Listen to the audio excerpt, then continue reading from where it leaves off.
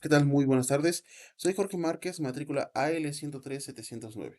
Hoy voy a hablar sobre mi proyecto integrador de la materia de mecánica clásica. Comencemos. ¿Qué es el equilibrio de cuerpos rígidos? Bueno, el equilibrio de cuerpos rígidos se refiere a la condición en la cual un cuerpo sólido permanece en reposo o en movimiento rectilíneo uniforme, sin rotar. Para que un cuerpo rígido esté en equilibrio, deben de cumplirse dos condiciones. La primera es que el equilibrio tiene que estar en equilibrio de traslación. La segunda condición es que debe de permanecer en equilibrio de rotación.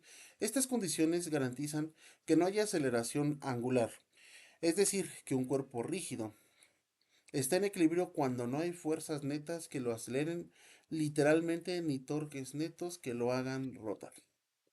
¿Cómo funciona el equilibrio estático?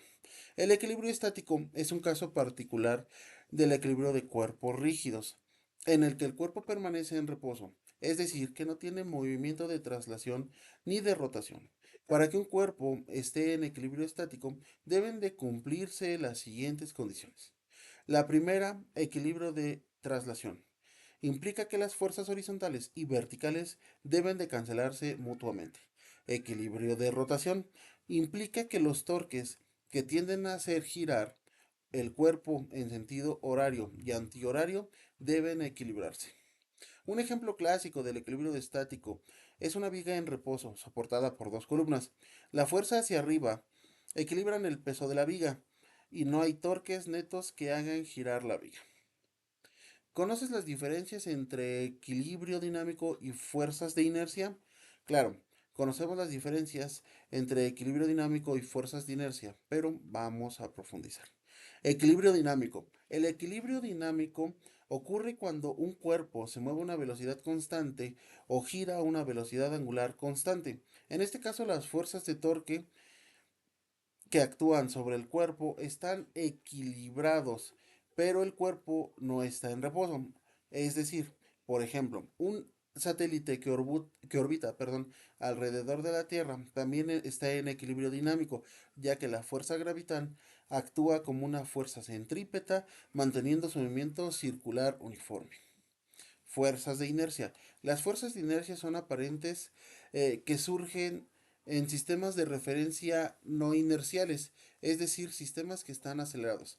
Estas fuerzas no son causadas por interacciones físicas reales, sino que son una consecuencia de la aceleración del sistema de referencia.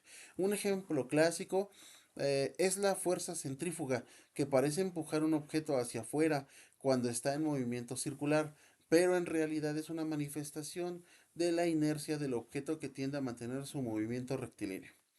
Diferencias clave. El equilibrio dinámico es un estado en el que las fuerzas y torques reales están equilibrados, permitiendo un movimiento uniforme. Las fuerzas de inercia son las fuerzas aparentes que solo existen en un sistema de referencia no inerciales. Es decir, que el equilibrio dinámico y las fuerzas de inercia son conceptos relacionados pero distintos, mientras que el equilibrio dinámico describe un estado físico real en el que las fuerzas están equilibradas.